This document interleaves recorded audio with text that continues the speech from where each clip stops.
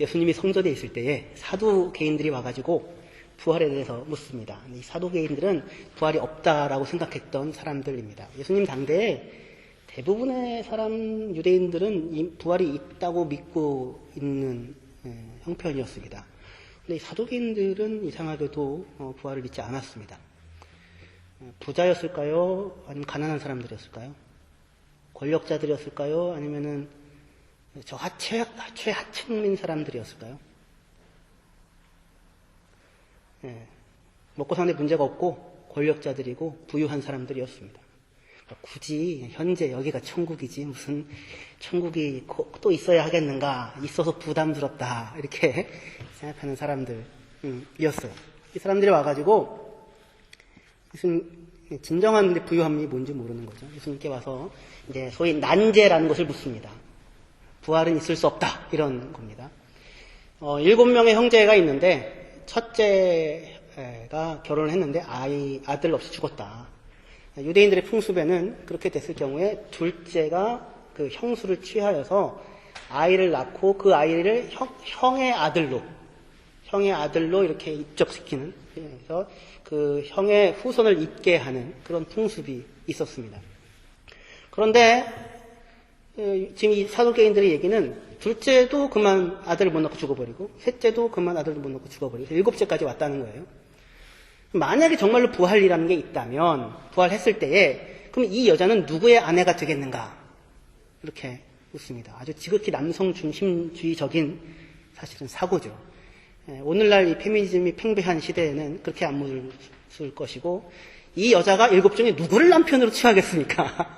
이렇게 아마 물을 쓸지도 모를 텐데 아주 이 남성 중심적인 사고로 이야기를 합니다.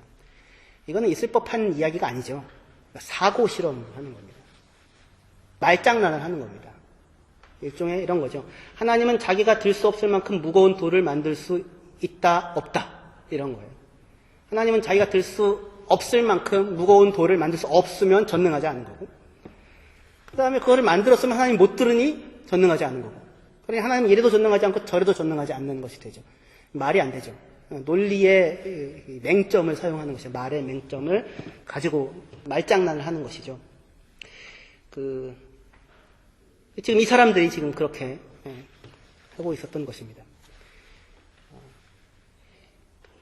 제 인생을 바꿔놓았던 사람 중에 한 사람이 비트겐슈타인이라는 사람인데, 그 사람이 이 한마디가 저의 인생을 사실 굉장히 크게 바꿨습니다. 뭐였냐면, 생각하지 말고 봐라, 이런 거였어요. 생각하지 말고 봐라. 이 거리엔 마지막 집이 있다, 없다. 호이텐하우슈트라스에 마지막 집이 있습니까, 없습니까? 첫 번째 집이 있다, 없다? 있죠. 1번지가 있지 않습니까? 몇 번지가 끝일지는 모르겠는데. 근데 사고를 가지고 장난치는 사람들은 뭐냐면, 이 거리에 마지막 집이 없다. 왜? 또 지으면 되니까. 이런 식의 이야기들을 하는 겁니다. 그러나 이 거리에는 마지막 집이 있습니까? 없습니까? 있지요. 생각하지 말고 보라고요. 아빠를 거슬러 올라갔을 때 누구부터 이 우주가 세상이 시작되었겠는가? 시작이란 있을 수 없다. 왜냐하면 그 전에 또 시작이 있어야 하니까. 이게 다 뭐예요? 말장난입니다. 사고의 장난입니다. 실제로 이 거리에 마지막 집이 있는 것처럼 이 세계의 처음 시작은 있었습니다. 그런지 세상이 창조됐죠. 세상이 여기 존재하죠. 태초에 하나님의 천지를 창조하시니라. 이 사실이 있는 것입니다. 죽은 자의 부활이 있느냐 없느냐 우리가 생각으로 이렇게 저렇게 해볼 수 있습니다. 그러나 생각하지 말고 먼저 보아야 됩니다. 죽은 자의 부활은 있습니다. 어떻게 할 수 있습니까? 제자들이 죽은 자의 부활, 예수 그리스도의 부활을 만났기 때문입니다. 예수 그리스도 부활하신 예수를 만나지 않았다면 기독교는 이 역사 속에 존재할 수가 없습니다. 이 거리의 마지막 집이, 첫 번째 집이 있습니다. 이 사람들이 이렇게 생각을 가지고 장난을 쳤던 것입니다. 예수님이 대답을 어떻게 해주십니까? 첫째다, 둘째다, 셋째다 이렇게 얘기하지 않으시고 대답을 하는 것 같은데 대답이 아닌 것처럼 이렇게 대답을 하십니다. 사람들의 오해입니다. 현재에 우리가 생각할 수 있는 것을 근거로 추론하여 볼 때에 부활이라고 하는 것이 있을 것이다, 없을 것이다, 있다면 이럴 것이다, 저럴 것이다 라고 하는 그런 것입니다. 여러분들 어떻게 천국이 있습니까? 천국이 없으면 왜 여기 와 계십니까? 보통 이제 사람들이 오해를 하는 것은 이런 겁니다. 천국은 이 세상에서 누릴 수 있는 가장 좋은 것들, 최고의 것들을 모아놓은 곳이다. 그렇게 혹시 생각을 하십니까? 그렇게 생각하시면 안 됩니다. 예수님 말씀은 그렇지 않다는 것입니다. 너희가 성경도 모르고 하나님의 능력도 몰라서 오해했다. 부활 때는 장가도 아니가고 시집도 아니가고 하늘에 있는 천사와 같다.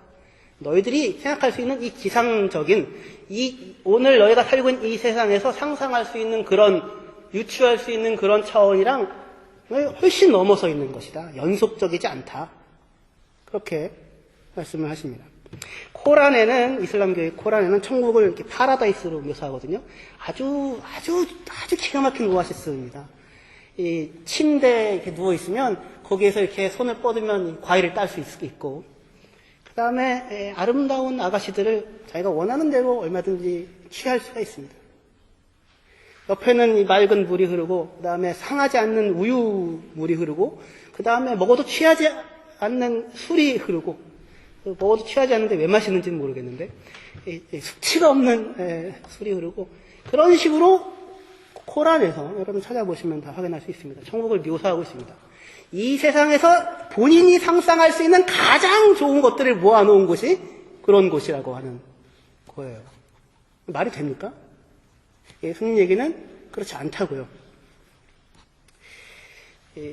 박영선 목사님이 어느 집을 신방을 갔다고 합니다. 이제 비가 오는 날이었습니다.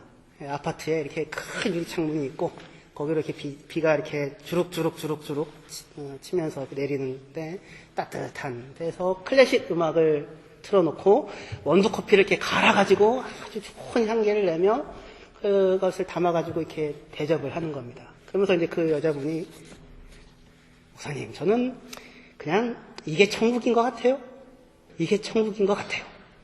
그 얘기를 듣고는 박영선 목사님이 표정 관리가 안 돼가지고 무식하다고 해야 되는 건지 이거를 그냥 표정 관리가 안 되는 상태로 있었다고 하더라고요. 그렇지 않다는 얘기입니다. 무슨 얘기냐면 여기가 천국인가 봐요.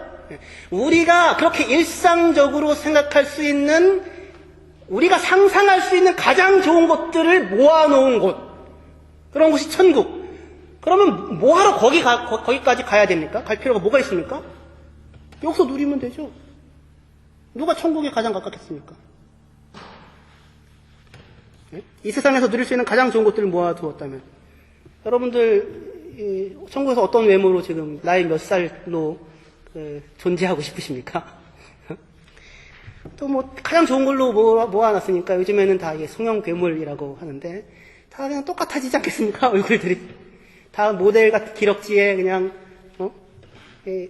또 다 백은 다 샤넬 백을 하나씩 들고, 이 세상에서 가장 좋은 것들을 다 모아놓은 곳이 천국이라고 생각한다면, 그러면 이 땅에서 떵떵거리고 누리는 것만으로 충분하지 않겠습니까?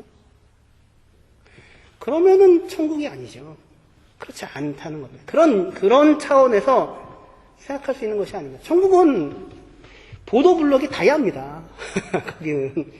보도블록이 다이아라는 얘기는, 황금빛 보석성이라는 것은 이 땅에서 가장 귀한 것도 천국에서는 흔하고 하찮은 것이다라는 말이 아니라, 이 땅에서 상상할 수 있는 것을 훨씬 넘어서 있는, 초월해 있는 것이다. 이 땅의 가치 기준으로 잴 수 있는 것이 아니다. 앞댐 콥슈테인, 업사이드 다운, 그 얘기처럼 그렇다는 것입니다. 너희가 성경도 모르고, 성경이 하나님 나라에서 뭐라고 얘기하는지도 모르고, 하나님의 능력도 몰라서 오해를 해서 이런 말을 하는 것이다. 오해를 했다는 길을 잃었다는 것입니다. 7 형제 중에 누구의 아내가 되겠는가? 첫째냐? 그러면 다른 형제들은 어떻게 하느냐? 이런 차원에서 생각할 수 있는 것이 아니고, 부활 때는 장가도 아니가고 시집도 아니가고 하늘에 있는 천사들과 같다라고 말을 합니다. 하늘에 있는 천사들과 비교를 하고 있습니다. 천사가 된다는 겁니까? 그렇지 않고 이것도 천사처럼 된다는 것입니다. 비교할 수 있는 것이, 그나마 사람이 상상할 수 있는 비교점이 천사, 이런 거죠. 천사같이 돼요. 그래서 시집도 안 가고 장가도 안 간다는 것인지, 성별에 구분이 없다는 것인지 명확하게 이야기하고 싶은 것이 예수님의 목적이 아니라, 지상적이지 않고 천상적이라고요. 하늘에 있는 천사와 같다라는 말입니다. 우리는 우리의 말과 우리의 경험을 통해서 천국에 대해서 생각할 수밖에 없고 그렇게 이야기할 수밖에 없습니다만 성경도 모르고 하나님의 능력도 몰라서 오해를 하는 것입니다. 우리는 다만 비유적인 언어로 이야기할 수 있을 뿐이죠. 이사야가 부활의 세상을 묘사를 할 때 어떻게 묘사를 합니까? 독사고에 어린이가 손을 놓고 장난쳐도 물지 않는다. 그렇게 묘사를 합니다. 이사야 11장 8절에요. 무슨 뜻입니까? 그 나라는 해함도 없고 상함도 없는 나라다. 이런 거죠. 그죠? 독사고에 손 놓고 장난쳐도 안 물고 해하지 않는다고 합니다. 여러분 어떻게 인도에 여행 다니실 수 있겠습니까? 좀 겁나더라고요. 예전에 환상의 나라 인도였는데 하도 흉악한 소식들이 들려와서 특히 여성분들은 더욱더 그렇죠. 사람이 제일 무섭죠. 언제 어떻게 해칠지 모르는. 그런데 이 나라는 부활 후에 그 나라는 독사골에 애들이 손을 넣고도 장난칠 수 있고 사자와 어린 양이 함께 노는 곳이다. 이렇게 지금 표현을 하고 있습니다. 이 땅에서 상상할 수 없는, 이 땅에서 만나볼 수 없는 어떤 그런 것이라는 것이죠. 이 얘기가 천국 가면 어디에 딱 이렇게 손을 넣어도 물리지 않는 독사굴 그런 거 이렇게 딱 있을까요?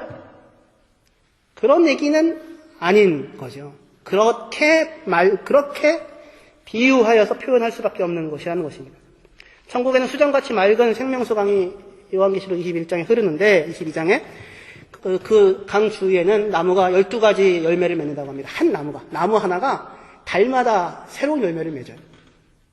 엄청나죠. 대단하지 않습니까? 무슨 얘기입니까? 이 땅에서의 자연적인 질서를 완전히 초월해 있는 것이죠. 사과나무가 사과를 맺지, 사과나무에서 무슨 이렇게 배나무 이렇게 다 맺힐 일이 없지요. 자연적인 질서를, 우리가 상상할 수 있는 이 지상적인 자연의 질서를 완전히 초월해 있는 그런 나라라는 이야기입니다. 지금 제가 이제 앞에 부분에 지금 이야기하고 싶은 것은 그런 거예요. 이 사람들이 사두개인들의 오해를 만드는 것과 같이 우리도 천국에 대해서 그렇게 오해를 하게 할 수 있다는 것인데 예수님의 말씀은 그렇지 않다는 것입니다. 사람에게는 오감이 있죠. 5개의 감각. 육감도 있죠. 저는 육감이 발달한 사람처럼 보이십니까? 남자들은 왜 이렇게 막 고개를 막 이렇게 그렇게까지 안 하셔도 되는데 여성분들이 아주 육감이 대단하죠. 대단합니다. 사람이 5개의 감각이 있지 않습니까? 시각, 청각, 미각, 후각, 촉각, 또 뭐죠? 5개 다 있나요? 근데 만약에 여러분들이 가지고 있는 감각 가운데서 5개 중에서 단 하나라도 만약에 없어진다면 여러분들의 세상은 완전히 달라지겠죠. 시각, 사람에게 제일 중요한 건 시각 아닙니까? 시각이라는 감각이 사라져버린다고 치십시오. 그러면 그 아름다운 아내도 볼 수가 없고 완전히 다른 세상이 될 것입니다. 여러분들에게 중요한 청각이라는 것이 만약에 사라져버렸다고 생각을 해보십시오. 그 세상은 정말 다른 세상일 것입니다. 영화를 보는데 영화 OST 배경음악이 하나도 안 나오고 영화를 보는 것과 같은, 몰입을 할 수가 없는, 그죠? 상상을 할 수 없는 세상이 있다. 5개의 감각 가운데서 하나의 감각만 없어져도 세상은 완전히 다른 세상이 됩니다. 그런데 칼빈으로 알고 있는데, 칼빈은 우리가 부활하게 되면, 부활 때는 사람 안에 죄로 인하여 잠들어 있던 1000가지의 감각이 한꺼번에 눈을 뜬다, 그렇게 말을 합니다. 사람 안에 잠들어 있는 육감이 아니라 1000가지의 감각이 한꺼번에 눈을 뜬다고 말합니다. 그럴 만큼 무엇을 상상하든 그 이상의 것을 항상 느끼게 하는 그 자리입니다. 우리가 상상할 수 있는 그 연속적인 것들 위에 그 끝에 놓여져 있는 것이 아닙니다. 그러니까 하나님 나라의 천국에 대해서 오해하면 아니 된다는 얘기를 했습니다. 우리가 성경도 모르고 하나님의 능력도 몰라서 오해했다, 이렇게 얘기를 하십니다. 요한계시록 21장 4절에서 5절을 한번 찾아서 읽어봅시다. 요한계시록 21장 4절에서 5절입니다. 같이 읽겠습니다. 시작. 모든 눈물을 그 눈에서 닦아주시니 다시는 사망이 없고 애통하는 것이나 곡하는 것이나 아픈 것이 다시 있지 아니하리니 처음 것들이 다 지나갔음이러라.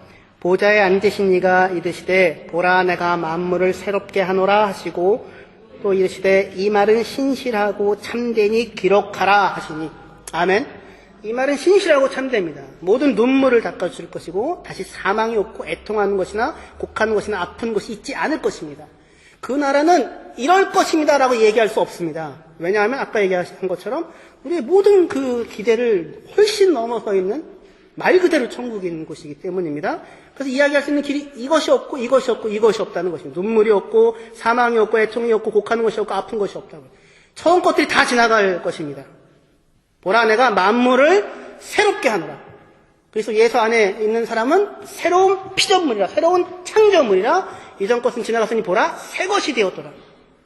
그 전혀 새로운 것이 우리에게 주어져 있고 있는 천국이라고 하는 것입니다.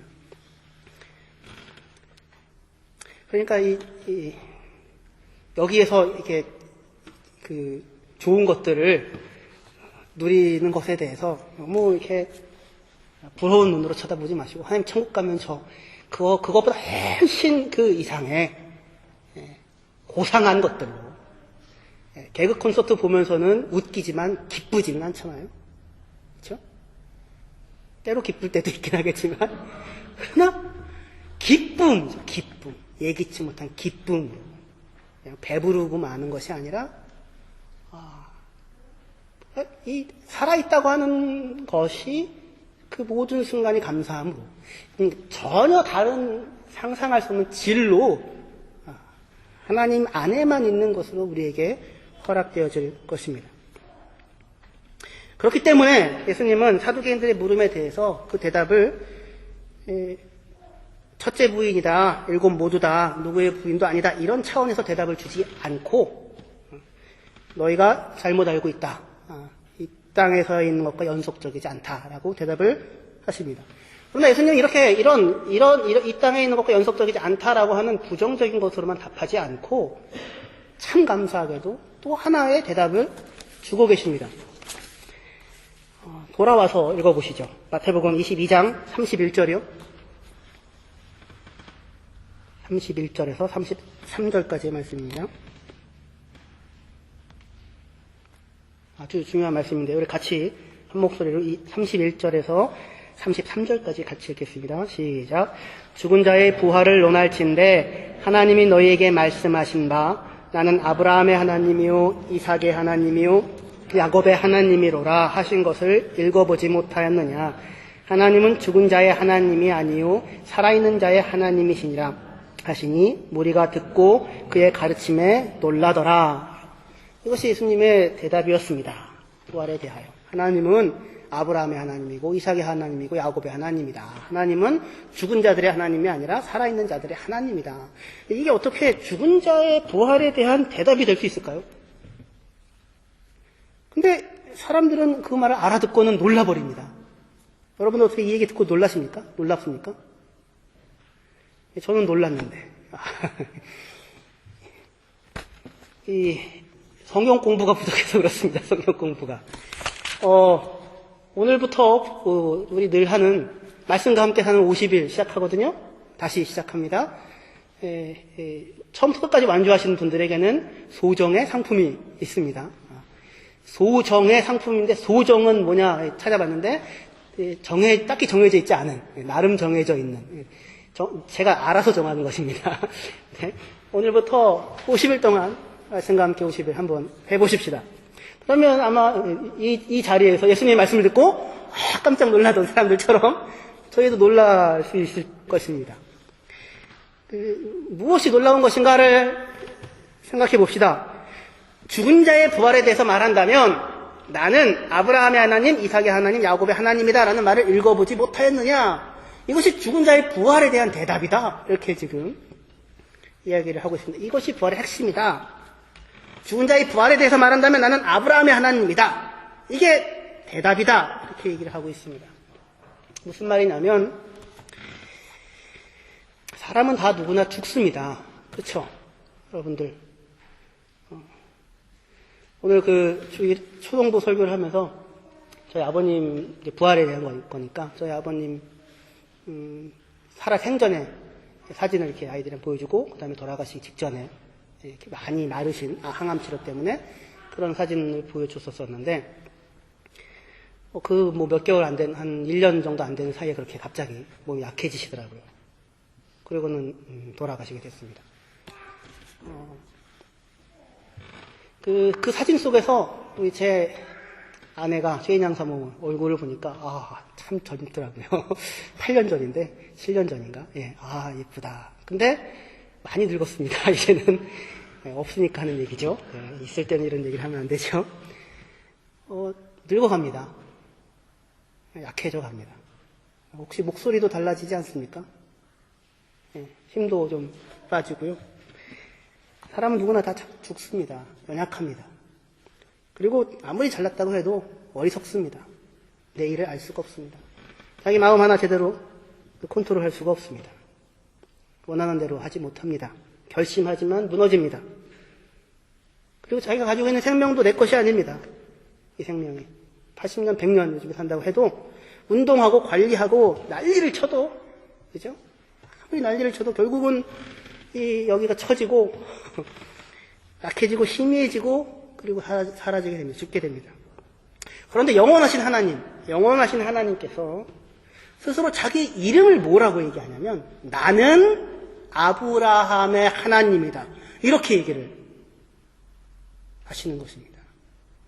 죽을 수밖에 없는 사람, 연약한 사람, 무슨 관리를 하고 운동하고 난리를 쳐도 약해지고 죽을 수밖에 없는 사람, 병드는 사람, 어리석고 미련한 사람, 죄인인 사람인데 하나님이 자기 이름을 얘기하는데 나는 아브라함의 하나님이다. 이렇게 말씀을 하시는 것입니다. 그 말이 죽은 자의 부활에 대한 핵심적인 이야기입니다.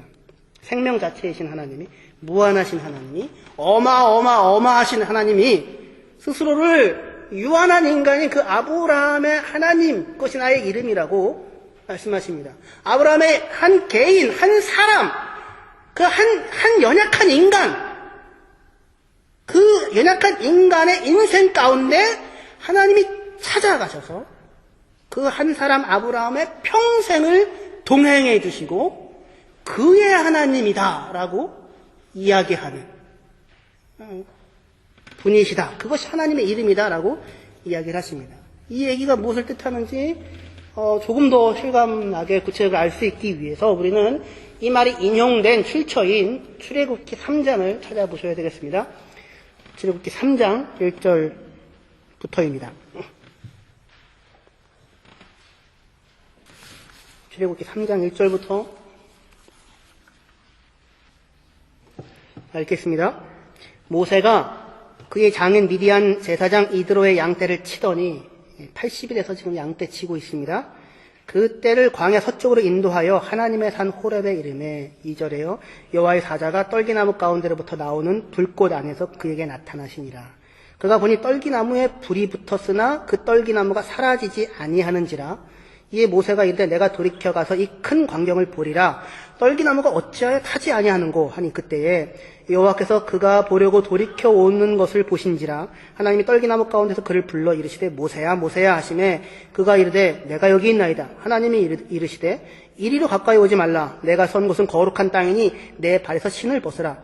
또 이르시되 나는 내 조상의 하나님이니 아브라함의 하나님, 이삭의 하나님, 야곱의 하나님이니라. 모세가 하나님 배우기를 두려워하여 얼굴을 가리매 여호와께서 이르시되 내가 애굽에 있는 내 백성의 고통을 분명히 보고 그들이 그들의 감독자로 말미암아 부르짖음을 듣고 그 근심을 알고 내가 내려가서 그들을 애굽인의 손에서 건져내고 그들을 그 땅에서 인도하여 아름답고 광대한 땅, 젖과 꿀이 흐르는 땅, 곧 가나안 족속, 헷 족속, 아모리 족속, 브리스 족속, 히위 족속, 여부스 족속의 지방에 데려가려 하노라. 이제 가라. 이스라엘 자손의 부르짖음이 내게 달하고 애굽 사람이 그들을 괴롭히는 학대도 내가 보았으니 이제 내가 너를 바로에게 보내어 너에게 내 백성 이스라엘 자손을 애굽에서 인도하여 내게 하리라. 모세가 하나님께 아뢰되 내가 누구이기에 바로에게 가며 이스라엘 자손을 애굽에서 인도하여 내리이까. 하나님이 이르시되 내가 반드시 너와 함께 있으리라.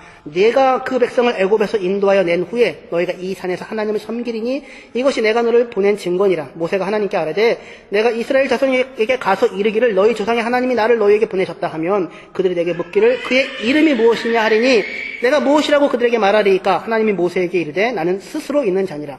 또 이르시되 너는 이스라엘 자손에게 이같이 이르기를 스스로 있는 자가 나를 너희에게 보내셨다 하라. 하나님이 또 모세에게 이르시되 너는 이스라엘 자손에게 이같이 이르기를 너희 조상의 하나님 여호와 곧 아브라함의 하나님 이삭의 하나님 야곱의 하나님께서 나를 너희에게 보내셨다 하라. 이는 나의 영원한 이름이요 대대로 기억할 나의 칭호니라.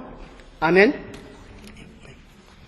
이 장면에서 나타납니다.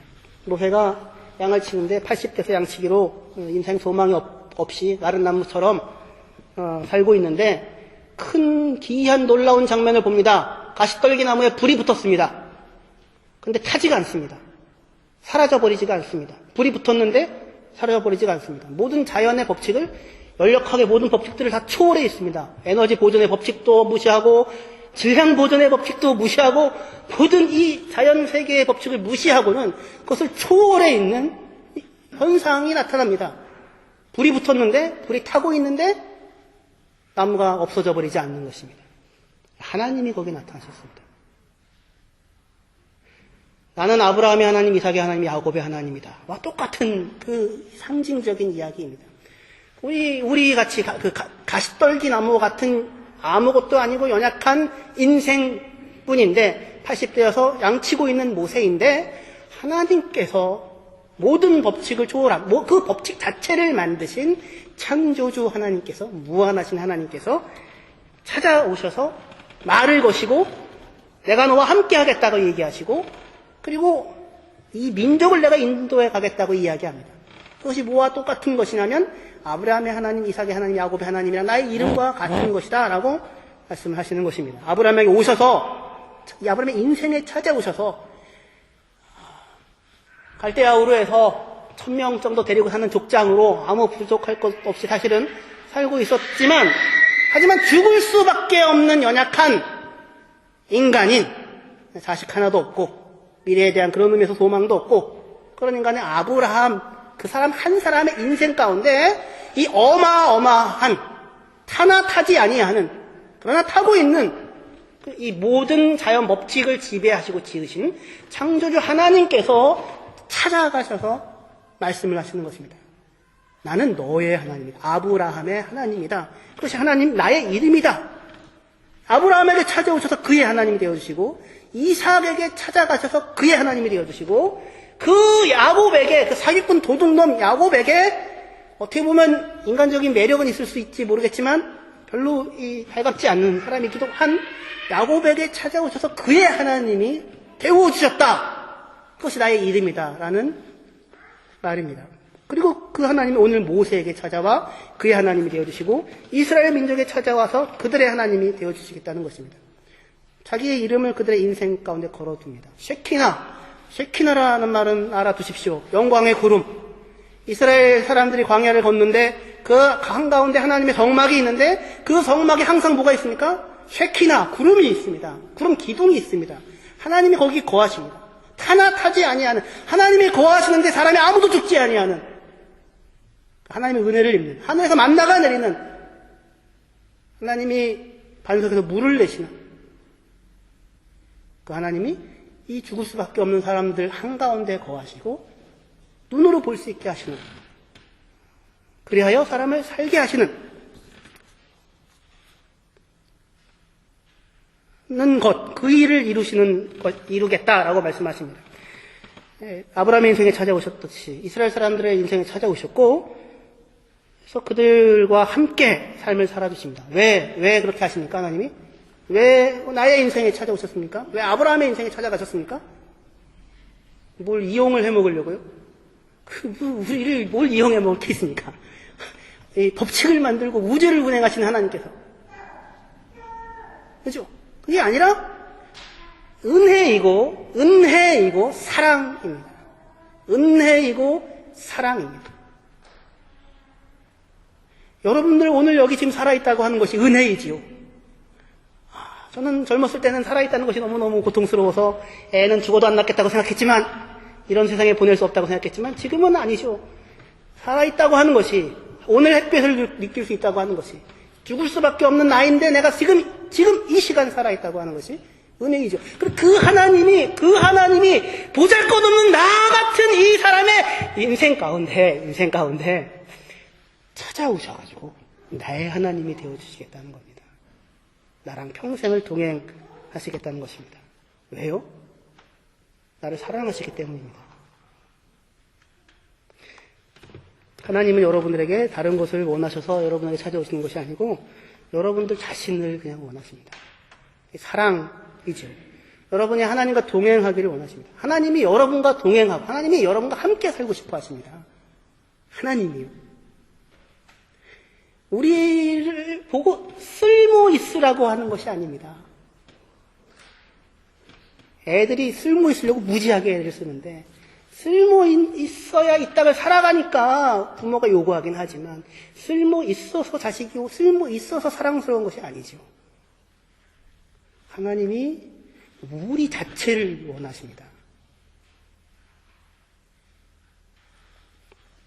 죽은 자의 부활을 원할진데 하나님은 아브라함의 하나님입니다. 하나님은 죽은 자의 부활을 원할진데 하나님은 홍성일의 하나님이다. 이런 얘기예요. 나는 네 하나님이다. 네 개인의 하나님이다. 네 인생 가운데 내가 찾아왔다. 죽은 자의 부활을 원할진데 나는 우현동 너의 하나님이다. 그게 내 이름이다. 죽은 자의 부활을 원할진데 김정민 나는 김정민의 하나님이다. 다 할까요? 홍미연의 하나님이다.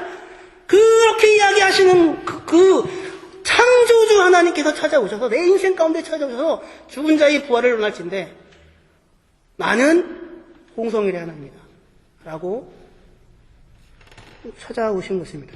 그것을 읽어본 적이 없느냐? 하나님은 살아있는 자들의 하나님이다. 오늘 그가 내 삶에 찾아오셔서 죽은 것 같은 나의 삶을 살리시고 생명을 주시는 것입니다. 마지막으로 한 군데만 더 찾아봅시다. 히브리서 11장 12절부터요. 히브리서 11장 12절부터 16절까지 보시겠어요? 제가 읽겠습니다. 이러므로 죽은 자와 같은 한 사람으로 말미암아, 아브라함 얘기입니다. 이러므로 죽은 자와 같은 한 사람으로 말미암아 하늘의 허다한 별과 또 해변의 무수한 모래와 같이 많은 후손이 생육하였느니라. 이 사람들은 다 믿음을 따라 죽었으며 약속을 받지 못하였으되, 약속한 것을 받지 못하였으되 그것들을 멀리서 보고 환영하며 또 땅에서는 외국인과 나그네임을 증언하였으니 그들이 이같이 말하는 것은 자기들이 본향 찾는 자임을 나타냅니다. 그들이 나온 바 본향을 생각하였더라면 돌아갈 기회가 있었으려니와 그들이 이제는 더 나은 본향을 사모하니 곧 하늘에 있는 것이라. 이러므로 하나님이 그들의 하나님이라 일컬음 받으심을 부끄러워하지 아니하시고 그들을 위하여 한 성을 예비하셨느니라. 아멘. 아브라함 얘기입니다. 죽음과 같은 한 사람인데 그 사람의 인생에 찾아오셔서 하늘의 허다한 별과 해변의 무수한 모래 같은 많은 후손을 생육하게 하십니다. 하나님이 그들의 하나님이라 일컬음을 받는 것을 부러워하지 않으십니다. 그의 인생 속에 찾아가 그와 동행하십니다. 그에게 꿈을 주시고 아브라함에게 소망을 주십니다. 자식 하나 낳을 수 없었을 인생을 열국의 아버지로 만드십니다. 복의 근원과 생명의 통로로 삼으십니다. 그리하여 아브라함 자신이 그 하나님으로 인하여, 자기를 찾아오신 그 하나님으로 인하여 이 땅에 속한 것이 아닌 하늘에 속한 것, 하나님 자신을 붙잡고 하나님과 함께 살아가게 됩니다. 소돔과 고모라 그 물 많고 살기 좋은 곳을 선택하지 않고 약속하신 하나님을 붙잡고 살아가는 사람이 됩니다. 이전과는 다른 것을 소망하는 사람이 됩니다. 하나님 자신도 그 아브라함의 하나님이라고 불려지는 것을 부끄러워하지 않고 오히려 자랑스럽게 여기십니다. 그를 위해 한 성을 예비합니다. 영생을 예비한다는 말입니다. 죽은 나를 찾아와서 내 인생 속에 찾아와서 홍성일의 하나님이라고 불려지는 것을 부끄러워하지 아니하시고 안 부끄러워하십니다. 안 부끄러워하십니다. 오히려 자랑으로 여기시고 있는 그 영원하신 하나님, 영광의 주님, 그분의 사랑을 잊고 있는 하나님의 자녀, 그것이 부활절을 맞아서 제가 확인하고 여러분들이 확인해야만 하는 내용입니다. 하나님께서 여러분들 인생 가운데 찾아오셔서 모든 것을 합력하여서 선을 이루게 하실 것입니다. 죽어도 죽을 수 없고 웬만해서는 망할 수 없는, 망하고 싶어도 망할 수 없는 인생을 합력하여 선을 이루고야 맞는 인생을 하나님께서 만들어 가실 것입니다. 요셉의 인생이 보여주는 것입니다. 애굽의 종으로 팔렸지만 여호와께서 그와 함께 하심에 그가 형통합니다. 감옥에 들어갔지만 여호와께서 그와 함께 하심에 그 인생이 형통합니다. 하나님께서 함께 하시는 인생, 그것이 저와 여러분입니다. 그가 우리를 살리셨고 내 죽을 몸과 내 영을 살리셔서 하나님을 누리는 그러한 영광스러운 사람으로, 아까 말씀드렸던 천국으로 여기서 누리게 하시고 그리고 앞으로의 삶 가운데서 영원하게 누리게 하실 것입니다. 할렐루야. 기도하시겠습니다.